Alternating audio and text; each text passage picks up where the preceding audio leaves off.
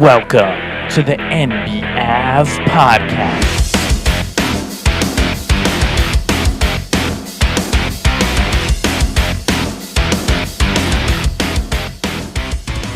Welcome back to NBAV, the NBA Avenue podcast, here in the middle of the conference semifinals, where you have four different types of series. I would categorize them as follows. You have the close, tough, slow-paced series. You have the close, tough, fast-paced series. You have the series which hangs in the balance of injuries. And then you have the foregone conclusion. Now, based on those four categorizations, it's not very difficult for anyone to hear those and know exactly which categorization matches which series. The slow-paced, tough series is the Thunder against the Mavericks, right? Both teams like to operate a little bit on the slower, more methodical side. When the Thunder has the ball, it's a lot of Shai Gilgeous-Alexander prodding and taking the pull-up, not necessarily running down court full head of steam. They move the ball a lot. They get wide open three-pointers, which is great. And Jalen Williams does like to drive, but it's a lot more methodical than some of the other teams in the playoffs. Then when Dallas has the ball, it's pretty methodical from Luka. Yes, he likes the outlet pass, but they're not always bullet passes even. Sometimes they're just lob passes, and they like to use good passing, and they like to get those three-point shots as well, but a lot more methodical, slower-paced than what we see in the fast-paced series, where it's just a trip when you watch the Nuggets and Timberwolves. And I tweeted this out, where when the Timberwolves and Nuggets play and you see their entire game from start to finish, it almost makes every other series and every other game look pathetically slow. Like, no series has the games and the action that you're getting out of Nuggets Timberwolves. This is an NBA Finals worthy competition that they're having in the conference semifinals. Really incredible. The Nuggets against the Timberwolves. And it makes it almost hard to watch anything else because this series is so ridiculously good. And because of the way Minnesota plays defense, the Nuggets have been forced to ramp up their pace. And in Game 3, they had everything working for them. But in Game 4, it was a pretty competitive game where Minnesota was definitely in it. But the Nuggets just cracked the code in Game 3, and then they had enough in Game 4 with some very, very tough shot making. It's just where Jokic was the best player on the court. Murray did what he has been known to do in the playoffs. He looked a lot healthier, which other people have highlighted as well, and I can't believe it. It's just unbelievable how much healthier he's got in the span of one game. I know he had 3 days off, but I could not imagine. I was arguing with somebody on Twitter, and this guy was saying, Murray will be fine in 3 days. He'll have 3 days off and come back for Game 3, and he'll do his thing. And that guy was right. But I didn't see how that could possibly be possible. You're going against the toughest defense we've ever seen. The pressure is enormous. You guys are sped up, ramped up, and somehow this serious leg injury just vanished. And he looks as good as he's ever looked, if not better. And then you have the series which hangs in the balance of injuries, which is the final remaining series, which is the New York Knicks against the Indiana Pacers. The Knicks won the first two games. Game 3 came down to a wing and a prayer on the Nembhard 3, where he was 1 for 7 in the game. He bobbled it, and he somehow sent something like a 40-foot three-pointer swishing straight through the hoop. And then, with OG out, the Knicks really struggled in Game 4 and got whooped in Indiana. So it's really a series that's come down to, do the Knicks just have enough? Everyone thinks the Knicks are the better team when OG is there. When OG's been on the court, the Knicks have been, percentage-wise, the best team in the NBA. They've been right up there with Boston. What are they, 20-5 in games that OG Anunoby has suited up? 20-something and 5? It's ridiculous. They win over 80% of their ball games. That's right on pace there with the Boston Celtics.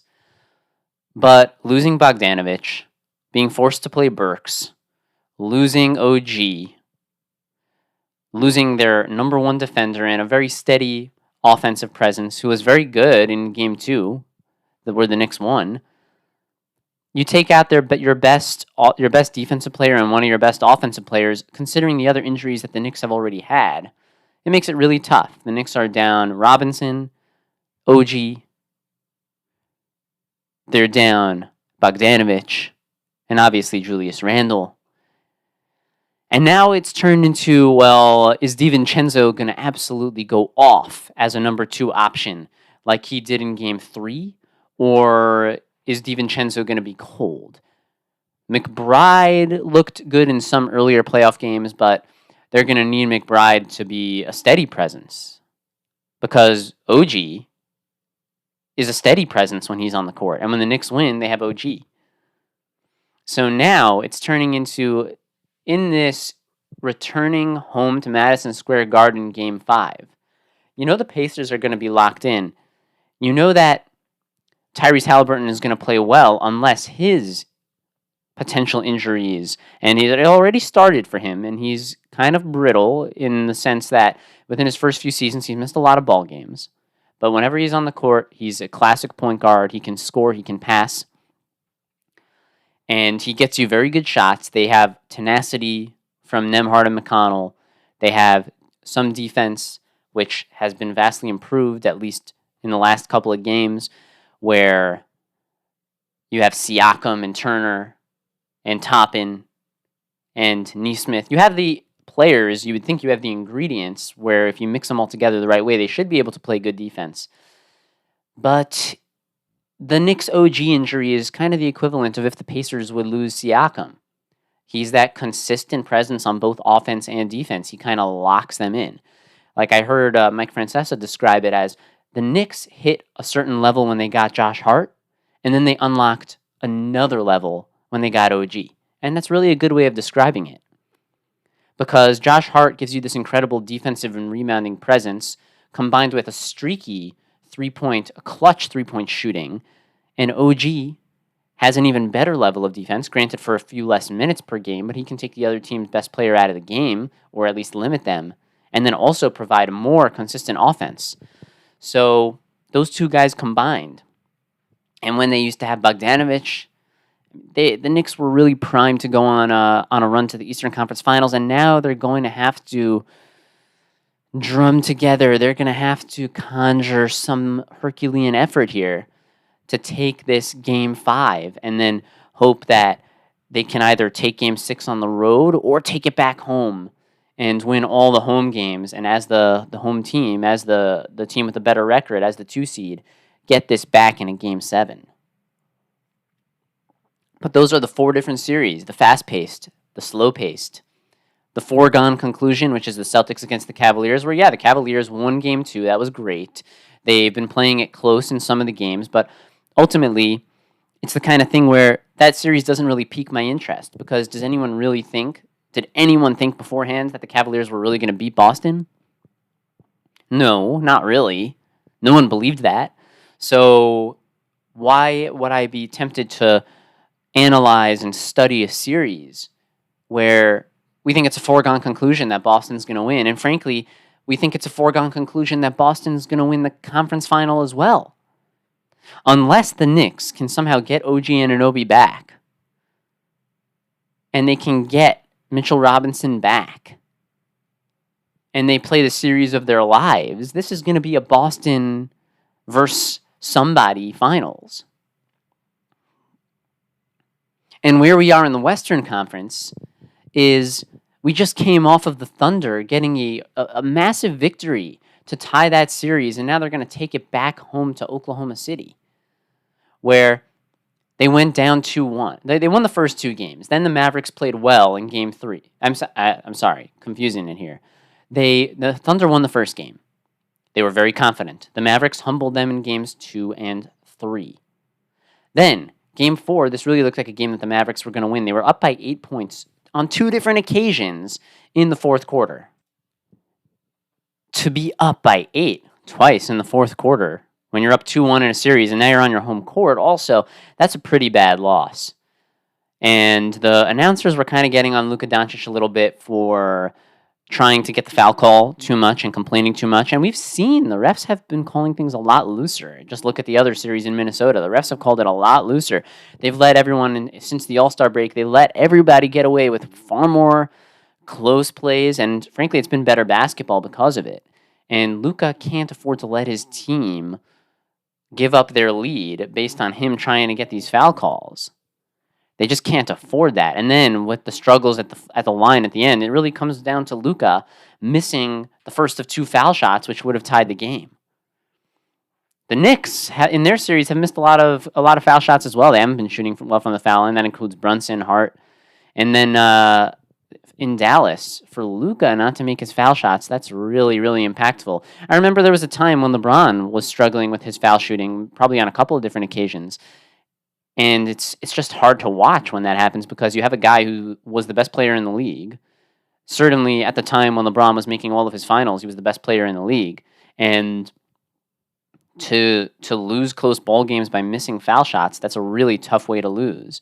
And the same thing here for Luka. Luka is in that discussion for best player in the league. He's top 3, top 4, however you want to have it, with Anthony Edwards getting inserted into that discussion as well.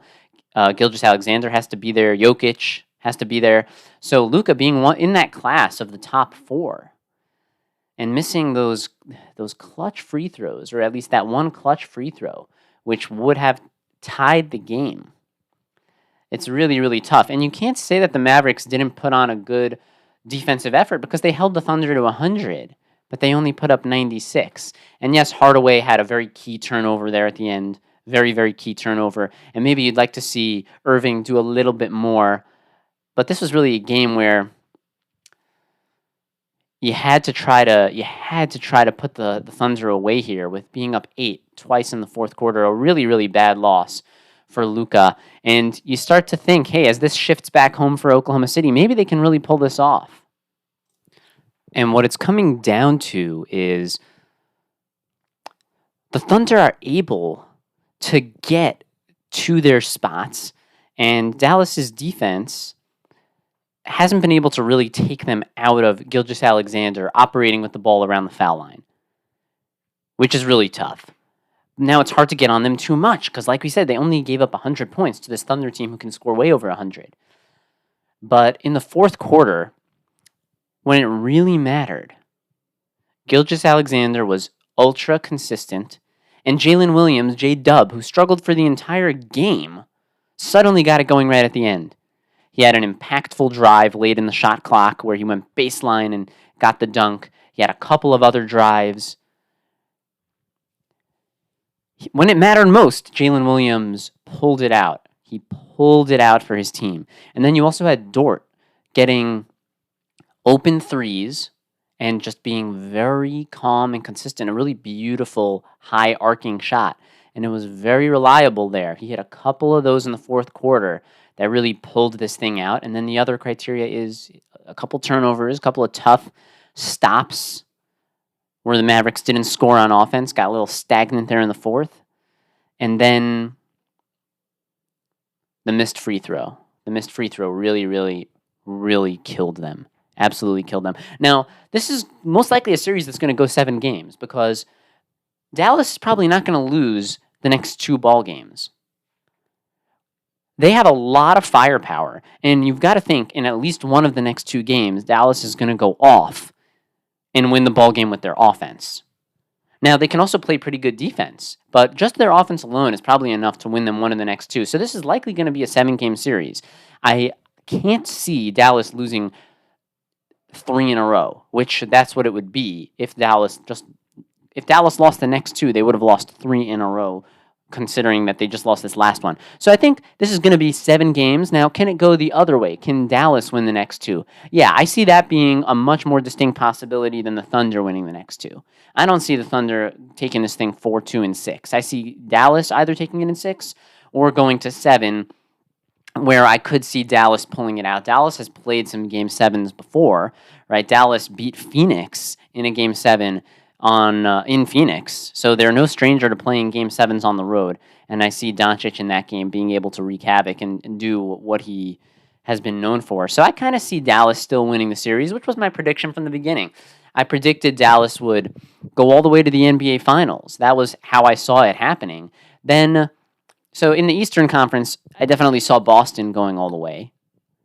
I thought that the Knicks would beat the Sixers. I thought that the Pacers would beat the Bucks if Giannis wasn't there. And I thought that the Bucks would beat the Pacers if Giannis was there. Okay, so that went exactly as we saw. And then Knicks versus Pacers, same thing. If the Knicks are healthy, the Knicks win. If the Knicks are unhealthy, then the Pacers win. And then Boston beating whoever they face, Boston going to the finals. In the West, I saw it being Denver against Dallas, and then Dallas ultimately beating Denver because I think Dallas has a deeper team. Whereas Denver is really, really, really good, but Dallas has extra depth. And Murray being more of a brittle player, you don't know what's going to be with him. So if any one of several players from Denver got hurt, it would spell disaster for them. Whereas Dallas kind of has the depth to lose several ancillary guys, and they can still make up for it. So I saw it being Dallas emerging from the West against Boston from the East, and that can still definitely happen. The wrench that got thrown in was Minnesota, where myself and many others thought, hey, Phoenix is going to be able to beat Minnesota. Nope, they got swept. They got demolished by Minnesota. And then Minnesota, in the first two games against Denver, they put on otherworldly defense to the point where I saw that and I was like, well, I don't see how anyone can beat Minnesota if they're able to play defense like this. And I immediately was like, hey, Minnesota, I'm going to have to change my pick and put Minnesota to beat Denver and then to beat Dallas and then to beat Boston. Because if Minnesota is going to be able to play defense like this, then no one can compete with them. Now, I don't know for sure to say that if Minnesota played Boston, that Minnesota would beat Boston, because it's just something I would have to see more and think about more, and I would have time to consider all that. But after game 2, where Minnesota just destroyed Denver, I did think that this Minnesota team is going to have to go all the way to the finals. And then you watch just Denver come back, and Murray's healthy. And they just flipped the script in an incredible, incredible way to bring this back to 2-2. Now, this is no ordinary feat that Denver's pulled here. Both teams, Minnesota and Denver, have to get maximum credit. Denver, so we'll start with Minnesota. Minnesota for sweeping the Suns, a team with many more veteran players, many better scorers. And then winning the first two and shutting the champs down the way they did as such a young team. Incredible. And then Denver on the brink of defeat, coming back to blow them out in game 3 and then take a tough game 4. Both teams have played so well and done things that we didn't expect. We didn't expect Minnesota to win the first 2 on the road, and then we didn't expect Denver to go on the road and win back the next 2 after what we saw in those first 2 games. Both teams deserve massive, massive credit. And who else deserves credit on Denver? Aaron Gordon in the last 2 games has been off the chain. And a lot of people are saying, hey, he had his good games and that's it. He's not going to do this again. He's not going to shoot like Kevin Durant again for another game. And that's going to be interesting to see. And you have 2 series in the West that could very likely go 7 games. Because the way Anthony Edwards is playing, all he needs is a little bit of help and defense around him, and they can take one of the next 2. And for Denver, same thing. If you have Murray, Jokic, and Aaron Gordon playing like this, and you still have Michael Porter Jr. there, you still have Reggie Jackson giving you some valuable minutes, you still have your effort guys, KCP, Christian Brown, you can win one of these next 2, for sure. This looks like 2 series that really have a good shot of going 7 games. Now, I'm going to stick with my original pick. I'm still going to have it being Denver versus Dallas, because that's what I picked. That was what I picked beforehand, and I'm not going to take that and switch it to Minnesota, because those are my picks. Those are the picks that I did beforehand. Those are my picks in stone. Now, watching what happened in Game 2, I thought that, well, hey, now Minnesota's going to go all the way, but you don't get to switch your picks like that. So I'm going to stick with, I have Denver beating Minnesota. Let's say it goes 7 games. Let's say they take it. And then Dallas ultimately finding a way to beat OKC. And then Dallas winning, going to the finals against Boston, where I believe That would be a tough one, and that one I don't think I ever made a final prediction, and we're going to leave that for a little bit. All those things considered, the Knicks are going to have to try their best to put on a crazy performance at MSG, and then after that tonight, we're going to have Minnesota trying to show that they can do one more incredible defensive effort to go up in this series and maybe try to take it all the way. You can follow us at NBAV on Twitter. That's NBA Avenue. And you can reach out to the show at nbavenue@yahoo.com. As always, we're your source for a great time every time. And until next time, we are out.